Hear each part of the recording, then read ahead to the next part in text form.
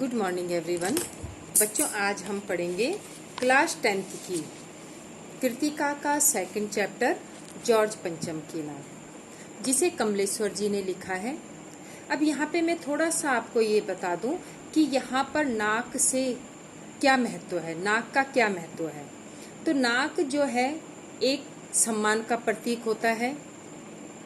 हमारे हिंदी में भी कई तरह के मुहावरे हैं, नाक कटना, नाक काटना, तो ये सम्मान से संबंधित शब्द है। तो यहाँ पर कमलेश्वर जी ने जॉर्ज पंचम की नाक जो पाठ लिखा है वह एक व्यंग्यात्मक है। यहाँ पर एक व्यंग्य किया हुआ है कि हमारा देश जो है अंग्रेजों का गुलाम रहा, लेकिन जब आज़ादी मिलने के बाद जब एलिजाबेथ हमारे देश में आई तो हमने उनकी आतिर खातिर करने के लिए कितने ज़्यादा जतन किए, उस चीज़ का वर्णन इस पाठ में किया हुआ है। तो ये उस समय की बात है जब हमारा देश आज़ाद हो चुका था और उसके बाद इंग्लैंड की रानी एलिजाबेथ द्वितीय अपने पति के हिंदुस्तान पधारने वाली थी, अर्थात जॉर्ज पंचम, जिसने अंतिम समय तक हमारे देश पर राज्य किया। तो वहाँ पे एलिजाबेथ आ रही थी। तो जब कोई व्यक्ति विदेश से हमारे देश आता है या हमारे देश से विदेश दौरे पे जाता है तो उसकी चर्चा बहुत ज़्यादा होती है। तो इसकी चर्चा भी लंदन के अखबारों से आ रही थी कि एलिजाबेथ भारत के दौरे पर जा रही है, तो उसका दर्जी परेशान है कि जब वो भारत के दौरे पे जाएगी तो कौन सी ड्रेस पहनेगी, कौन से रंग की पहनेगी। उसने हिंदुस्तान, पाकिस्तान और नेपाल भी जाना है, तो वहाँ पर वो किस किस तरह के कपड़े पहन के जाएगी। तो ये बिल्कुल एक त्योहार का सा माहौल हो रखा था, हर कोई अच्छे से अच्छी तैयारी करने में लगा हुआ था। तो इंग्लैंड के अखबारों में और हिंदुस्तान के अखबारों में हर दूसरे दिन रानी के बारे में खबरें छापी जाती थी कि रानी ने एक हल्के रंग का सूट बनवाया है जिसका रेशमी कपड़ा हिंदुस्तान से मंगाया गया है। उनकी छोटी से छोटी खाने पीने से लेकर सब बातें उनकी अखबारों में छपने लगी। यहाँ तक कि उनके नौकर, बावर्चियों और अंगरक्षकों की पूरी जीवनी तक अखबारों में छपने लगी कि उनके बावर्ची कौन है, उनके जो ये अंगरक्षक हैं, सिक्योरिटी गार्ड हैं, ये कौन है, कहाँ के रहने वाले हैं। यहाँ तक कि महल में रहने वाले कुत्तों की तस्वीरें भी अखबारों में छपने लगी। अब इस खबर से हिंदुस्तान में बहुत सनसनी फैल गई कि रानी एलिजाबेथ आ रही है। एक तरफ से बहुत खुशी भी हो रखी थी कि कोई अंग्रेज हमारे देश में आ रहे हैं, तो हम उनका किस तरह से स्वागत करेंगे, किस तरह से उनका सम्मान करेंगे, किस तरह से उनकी आतिर खातिर करेंगे। तो जो ये नेता थे, जितने भी हमारे देश के नेता थे, उनकी मीटिंगें चल रही थी कि हम किस तरह से क्या क्या करेंगे। अब पूरी दिल्ली को साफ सुथरा बनाया गया, ठीक है। जहाँ जहाँ रानी एलिजाबेथ ने जाना था वो चीज़ें बिल्कुल साफ सुथरी करके वहाँ पर रंग रोगन हो गया, चमकदार हो गई। जो सड़कें टूटी फूटी थी उन्हें फिर से रिपेयर करके उनमें बिल्कुल चिकनी बना दी गई। मतलब कि जो बाहर से हमारे मेहमान आ रहे हैं तो उनको हमारे देश में कोई कमी ना लगे कि हमारा देश कितना गरीब है, कितनी बुरी इसकी दुर्दशा हो रखी है, कितनी दुर्दशा है, जो भी है, ये सब चीज़ें हमारे नेताओं ने छिपा दी थी। अब दिल्ली में जॉर्ज पंचम का एक स्टेचू था, उसकी मूर्ति थी। तो जब ये आंदोलन चल रहा था तो किसी ने जॉर्ज पंचम की नाक तोड़ दी थी। जो मूर्ति थी उसकी नाक टूट गई थी। अब जब पूरी दिल्ली को साफ सुथरा बना दिया गया, अब जब जॉर्ज पंचम की मूर्ति पे ध्यान गया तो देखा कि उसकी तो नाक ही नहीं है। अब सब नेता परेशान हो गए। उन्होंने कहा एलिजाबेथ आएगी तो वे अपनी पति की मूर्ति के पास जाएंगी, लेकिन अगर वो देखेंगी कि इसकी तो नाक ही नहीं है तो हमारी क्या इज्जत रह जाएगी। ठीक है, हम कितनी भी उनकी आतिर खातिर करें, कितना उनका सम्मान करें, वो सब पानी फिर जाएगा उसमें। तो उन्होंने सबने क्या किया, बैठकें करनी शुरू कर दी। उन्होंने कहा अब क्या किया जाए। तो अब वहां पर एक मूर्तिकार था जिसने कहा कि कोई बात नहीं, मैं इस मूर्ति का ऐसा ही पत्थर ढूंढ के लाऊंगा और उसकी नाक को उस पत्थर से उसकी नाक तराश के मूर्ति में लगा दूंगा। तो सभी के चेहरों पे खुशी आ गई। उन्होंने कहा चलो ठीक है, जितना भी खर्चा होगा तुम ले लेना, लेकिन तुम कहीं से भी इतने दिन के अंदर पत्थर लेके आओ और इस मूर्ति की नाक लगानी है। तो सब खुश हो गए और मूर्तिकार अपना काम करने के लिए घर से निकल पड़ा। अब मूर्तिकार हिंदुस्तान के पहाड़ी प्रदेशों में गया। उसने सारी पत्थरों की खानों को देखा, लेकिन उसे कहीं भी उस तरह का पत्थर नहीं मिला। फिर वो क्या करा, उसने हिंदुस्तान का चप्पा चप्पा खोज डाला, लेकिन इस किस्म का पत्थर उसे कहीं नहीं मिला, क्योंकि ये पत्थर विदेशी था। ठीक है। अब वो मुंह लटकाकर चुपचाप भारत के दौरे से वापस आ गया और उसने नेताओं को बोला, भाई मैंने तो पूरा हिंदुस्तान छान दिया, लेकिन ऐसा पत्थर कहीं नहीं मिला, क्योंकि ये पत्थर इंडिया का है ही नहीं, ये तो विदेशी पत्थर है। अब सबको बहुत गुस्सा आ गया। उन्होंने कहा भाई अब क्या किया जाएगा, हमें तो नाक चाहिए, चाहे किसी भी कीमत में हो, नहीं तो हमारी नाक कट जाएगी। फिर मूर्तिकार ने एक सलाह दी। उसने कहा मेरे पास एक सलाह है, अगर आप सबको मंजूर हो तो मैं आपको बोलता हूँ। सब एक दूसरे का मुंह ताकने लगे। तो उन्होंने कहा भाई हमें सलाह चाहिए, आप बताओ क्या करना है। तो मूर्तिकार ने इशारे से दरवाजा बंद करने के लिए कहा।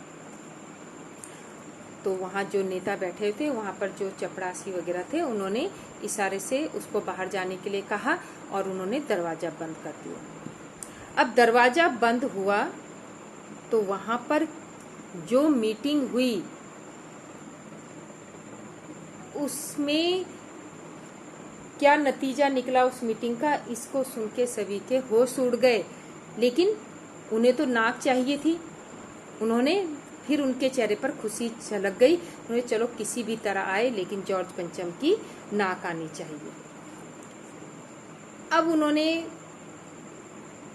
मूर्तिकार ने कहा कि हमारे देश में जितनी भी महान नेताओं महापुरुषों की मूर्तियां हैं, उनकी नाकों को मैं देखता हूँ। अगर उनकी नाक जॉर्ज पंचम की मूर्ति पे फिट हो जाए तो फिर क्या बात है। तो सभी इस पर राजी हो गए। अब मूर्तिकार फिर देश दौरे पर निकल गए। जॉर्ज पंचम की खोई हुई नाक का नाप उसके पास था। दिल्ली से मुंबई पहुंचा। उसने दादा भाई नौरोजी, गोखले, तिलक, शिवाजी, जहांगीर सबकी नाकें टटोली, लेकिन किसी की नाक फिट नहीं आई। उसके बाद वो गुजरात में गया। वहां गांधी जी की नाक, सरदार पटेल की, महादेव देसाई की, बंगाल में गुरुदेव रविंद्रनाथ टैगोर की, सुभाष चंद्र बोस की, राजा राम मोहन राय की, चंद्रशेखर आजाद, बिस्मिल खां, मोती लाल नेहरू, मदन मोहन मालवीय, इन सब की नाक नापी, लेकिन किसी की नाक भी उनकी मूर्ति के लिए फिट नहीं हुई। अब वो हताश होकर वापिस आ गया। अब फिर सारे नेता फिर दुखी हो गए। अब अंत में मूर्तिकार ने कहा कि एक और काम हो सकता है, लेकिन वो थोड़ा कठिन है। अगर आप सब मान जाएं तो मूर्ति में नाक जरूर लग जाएगी। फिर से कमरे का दरवाजा बंद हुआ। वहां पर सबने बातचीत की और जब वो दरवाजा खुला तो सबके चेहरों पर मुस्कुराहट थी। अब वहां पर क्या बात हुई? वहां पर मूर्तिकार ने कहा कि हमारे देश में इतने करोड़ों लोग हैं, तो उनमें से किसी की नाक तो जॉर्ज पंचम की मूर्ति पर फिट बैठ जाएगी। अगर आपका आदेश हो तो मैं इस मूर्ति पर जिंदा नाक लगा सकता हूँ। अब यहाँ पे देखिए कि जो हमारे नेता हैं, ठीक है, उन्होंने अपने एक अंग्रेज महिला के लिए अपने देश के नागरिकों की नाक तक कटवाने को वे तैयार हो गए। मतलब उन्होंने भारत के सम्मान की, इज्जत की धज्जियां उड़ा दी थी। यहाँ तक कि उन्होंने उन महापुरुषों की मूर्तियों को नहीं छोड़ा। अगर उनकी नाक फिट हो जाती तो वे नेता लालच में उनकी मूर्ति से नाक हटाकर जॉर्ज पंचम की मूर्ति में लगाने तक को तैयार थे। अब एक तालाब बनाया गया, उससे पूरी मिट्टी, साफ पानी रखा गया और दूसरे दिन अखबारों में खबर आई कि जॉर्ज पंचम की नाक लग गई है और लग भी चुकी थी। वहां पर क्या हुआ, किसी व्यक्ति की जिंदा नाक लगा ली गई। नाक लगने से पहले पहरेदारों की उस तालाब के आसपास तैनाती हुई। तालाब को सुखाकर साफ किया गया, उसकी गंदगी निकाली गई और उसमें ताजा पानी डाला गया ताकि जो जिंदा नाक लगाई जाने वाली है वह सूखने ना पाए। कब के लिए, जब एलिजाबेथ आएगी उससे कुछ दिन पहले ही उसकी नाक लगेगी। इस बात की खबर जनता को नहीं थी। जनता को ये पता नहीं था कि जॉर्ज पंचम की नाक में, मूर्ति में जिंदा नाक लगाई जा रही। ये सब तैयारियां भीतर भीतर चल रही थी। रानी के आने का दिन नजदीक आता जा रहा था। मूर्तिकार खुद अपने बताए हल से परेशान था। जिंदा नाक लाने के लिए उसने कमेटी वालों से कुछ और मदद मांगी जो उसे दे भी दी गई। और एक दिन आया कि अखबारों में खबर छपी कि जॉर्ज पंचम को जिंदा नाक लगाई गई है, यानी जो कतई पत्थर की नहीं दिखती। हालांकि जनता को पता नहीं था, लेकिन सब समझ गए थे कि जॉर्ज पंचम की जो नाक लगी है वह बिल्कुल असली नाक लग रही है। जिस दिन ये बात खबर अखबार में आई, उस दिन अखबारों में और कोई खबर नहीं छपी थी। कोई देश में कोई उद्घाटन, कोई स्वागत समारोह नहीं हुआ था, उसकी खबरें नहीं छपी थी। किसी को कोई भी पुरस्कार भेंट नहीं किया गया था। सारे अखबार खाली थे। अब क्यों थे सब अखबार खाली? यहाँ पे लेखक पूछ रहा है कि पता नहीं ऐसा क्यों था। नाक तो सिर्फ एक चाहिए थी, वह भी बुद्ध के लिए। तो लेखक यहाँ पर कह रहा है कि हमारे सारे अखबार खाली थे क्योंकि जॉर्ज पंचम की नाक, मूर्ति में वह नाक, जिंदा नाक लगाई गई। ऐसे व्यक्ति की मूर्ति के लिए जिसने हमारे देश को वर्षों तक गुलाम रखा, उसी अंग्रेज की मूर्ति पर हिंदुस्तानी की जिंदा नाक लगा दी गई। अर्थात कुछ नेताओं ने एक अंग्रेज के लिए अपने देश की नाक कटवा दी, अपने देश का सम्मान समाप्त कर दिया। तो ये एक बहुत दुखद घटना थी जो कुछ चंद नेताओं के लालच ने हमारे देश के सम्मान को ठेस पहुंचाई। तो ये इस कहानी का सार था कि जॉर्ज पंचम की नाक को लगाने के लिए क्या क्या जतन किए गए, यहाँ तक कि जिंदा नाक तक लगाने के लिए तैयार हो गए और वो नाक लग भी गई। तो बच्चों, ये इस कहानी का सार था। तो अब मैं इसके जो क्वेश्चन आंसर हैं वो मैं वर्कशीट में दूंगी, उसे आपने फेयर नोटबुक में करना है। Thank you.